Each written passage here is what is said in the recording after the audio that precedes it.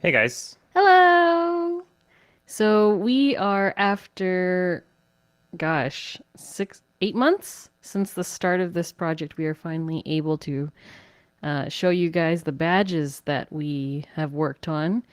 And it was for a conference in Milwaukee called CypherCon that was founded by Michael Getzman, an InfoSec guy. And it was held March 11th to 12th of this year, and it was its inaugural event. And so we were able to work on the badges for them. And so we came up with three different designs, all the same circuit, but three different form factors, I guess, depending on the group of people. So the green ones were those who came on Friday only, for the first day only. The white ones were for those who were general attendees of the conference. The black ones were for the volunteers and the VIPs, those who paid a little extra in the beginning. The blue ones were for the speakers, and the red ones for our lifetime badges. So as you can tell, we've got three different shapes. The green and the white ones, they're the gears and kind of like the cogs in the machine. And we, I guess, wanted to give a nod to the cogs that you find in the Enigma machine. Yeah, and the red and the black ones, those are IBM punch cards, and they're accurate to the punch. Um, and they're essentially going through a reader of sorts, which is the where the switches are. And then, of course, the speaker is a cathedral radio, just kind of another nod to radio frequencies and encryption and um, things like that.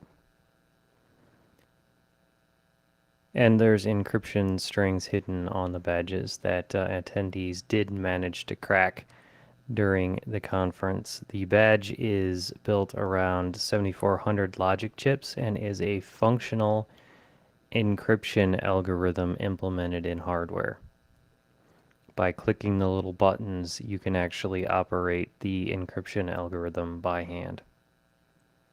So I'm going to walk through the functionality here real quick. Um, Essentially what we have is a bank of 8 LEDs up here, and that's the state of the linear feedback shift register. We have the next bit that's going to be shifted in. We have the XORed outputs, bits 1, 2, and 3, the inputs 1, 2, and 3, the clock sort of override clock light here.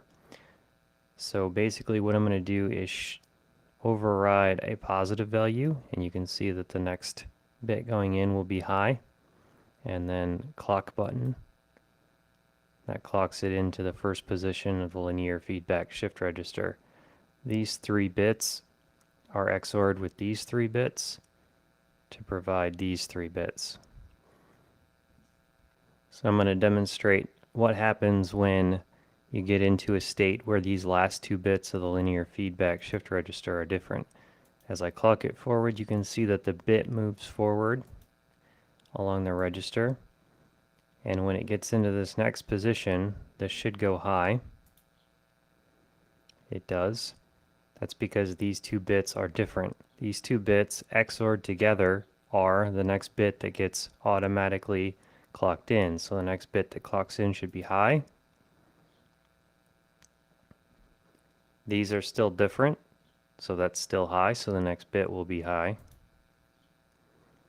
Alright, now they're the same, so the next bit is low. So on and so forth. And with this, as I clock through quickly here, think of this as an 8-bit number that's constantly changing.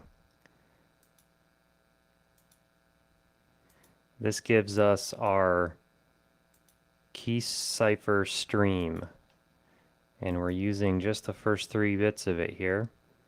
to XOR with whatever the input is to get our output.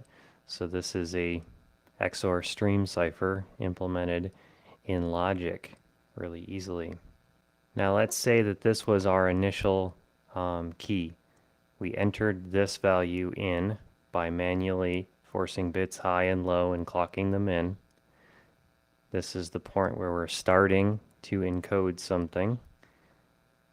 We would look on our letters here. Camera's not seeing them very well, so I also brought this guy out. You can see this little wheel has all of these characters on. SP, ET, period 0, 1, 2.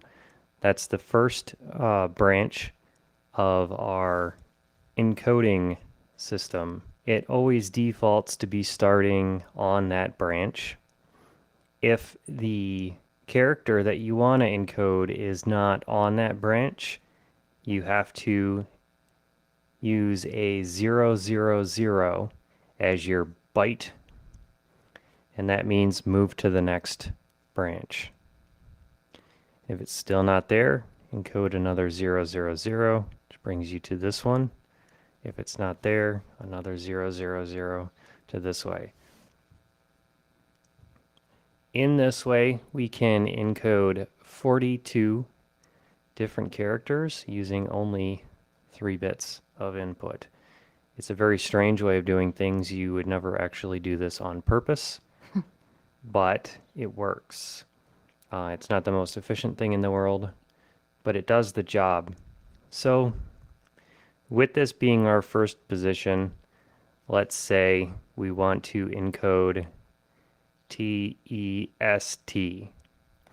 Our first one here is 001.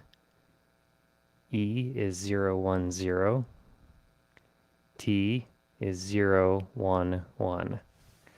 So our first letter is 011. So at our beginning state, 011. And I would just write down that my output now reads 100. Then I clock it forward to the next state, TE, so test TE, that's 010. I hold down 010. I write down that my next byte, 3-bit byte, is 100. Clock it forward. Now I need to get to S, which incidentally is not on this branch. So I need to go to the next branch forward, this one here. To do that, it's all zeros, so I write down 100 as my 3rd bit. Clock it forward. I gotta jump around to here. I write down 000. Clock it forward. Now I'm on that one, and it's the second one up, so 010. There's my S. I write down 011. Now I need to get back around to the beginning for that last T. So my next one, after clocking forward, is 000, so I write down 010. Clock it forward, puts me on there. I enter 000 and write down 100. Need to clock it forward. Enter 000, puts me on that one. I write down 000, clock it forward. I'm on the correct one, so now I need to do a T, which is 011. So my last thing that I would write down would be 010. I apologize if I got any of those wrong. I'm doing it live. It's been a few months since I've done this, but you get the idea. That's how you encode it. You can decode it the same way by taking all of those numbers that you wrote down, put this in the same initial state, go through each number in that list, holding them down, clocking it forward in between the steps, writing down the output there, And as you go through those numbers, treat them the same way. If it's a 000 that came out, skip to the next thing. If it's a number that came out, write down which letter on the character set it was at that position. And now I will show it automatically being done. To make all of that a heck of a lot easier, because I needed to test the badge and I wanted a way to automate the badge, I made this. We called it the badge bug. It's essentially a microcontroller that interfaces to the badge through a bunch of pins and has a serial port on it. So you can hook it up to a computer. And on this microcontroller, there's a whole serial console that allows you to interact with the badge as if it were a little server or service running out somewhere. And you can tell it to automatically go through all of the steps we just were talking about and encrypt or decrypt something. So I'm going to demonstrate that now.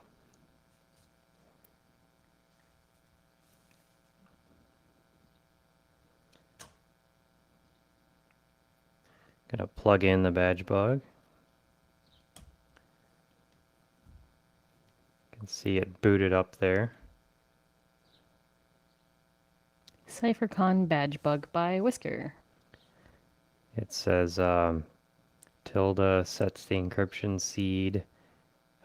Any other character that's not on here adds a character to the buffer. Backspace removes the last character from the buffer. Enter runs the encryption. $sign prints the current input buffer. And back quote prints this menu. And I made it a little bit easier. If you haven't set your seed when you hit enter, then it'll prompt you for your seed. So basically when this runs, it's going to run the encryption here, which is actually, this program is running on the badge bug that's hooked to the back of this badge. So we're actually logged into a microcontroller here. When I run it though, we'll see the output on the serial terminal here, but we'll also see the microcontroller driving the switches and lights on this in real time. And it does slow it down a little bit just to make it pretty. And what was our previous test string? Test. So test.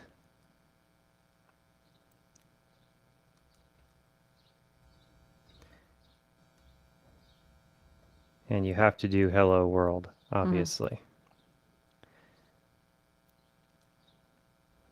And because this is automated, I don't care how long it is.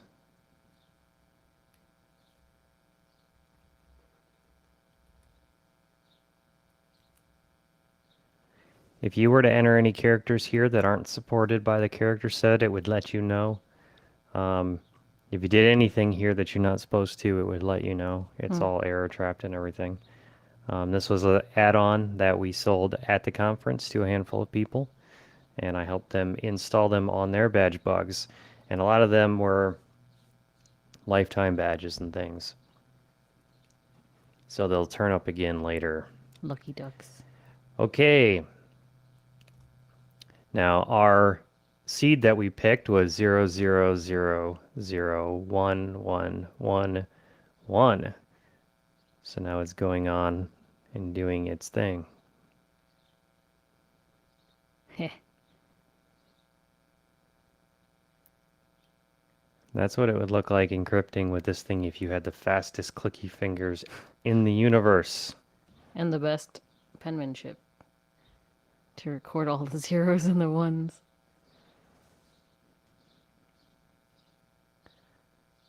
Yep. So there's an example of a nice long string. I'm going to do one that's really short so that we can show that the decryption also works. Boot it back up. We'll do our test. 00001111. Okay, so we got period 0 T space 843 plus 9. So if I were to reset that again, and we put that in as our input, so period 0 t space 8 4 3 plus 9, and the same seed 0 0 0 0 1 1 1 1 spits out test. Wow. So there's encrypting and decrypting. Cool. And you can do all this manually. It just, Takes a little why while. would you actually want to, I guess. For This makes glory. it a lot more fun. And basically, the people who cracked this badge at the conference were able to take a really long string that's on the back of it, that's in that encrypted gibberish. They were able to write their own simulator of the badge in Python and actually run all of the possible seeds against that until they found one where they found plain text coming out the other side, and thereby won the competition. Yep. So all in all, we made about 275 of these, and they were all hand pasted. Components were all hand placed. I did not use a stencil, and a lot of you are probably saying, "No, why?" And I thought I could, and I know now that a stencil probably would have been a better idea. My hand was cramping pretty badly by the end of it, but it was a lesson that I learned, and of course, we got all of our boards made. So some of the other lessons I learned, just that mouse switches are super fun, and because everybody is used to the sound, like you don't get annoyed by all the clicking. Imagine a room with 250 people who all just got one of these. It Yep. was pretty click, click, click, click, click. Yep. Here, let me borrow one so they can actually hear the switch. It's so comforting. And that's it. Hope you guys enjoyed seeing our badges and how they work. If you have any questions about how the badges work or are interested in the circuit and all of that information, you can probably find it on CypherCon.com.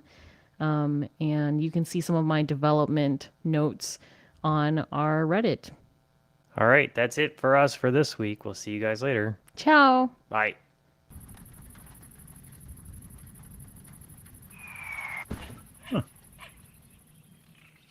We post videos all the time, so don't forget to subscribe and follow us on Twitter at TYMKRS.